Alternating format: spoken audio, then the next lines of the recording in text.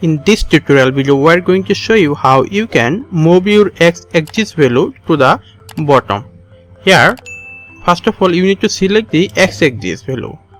Then if you double click of your x-axis value, you can see an option which is this, and then you just need to go to level. Here, level option or level position, click there and go to low. Look, your x-axis value in the bottom. So this is how you can easily move your x-axis value to bottom.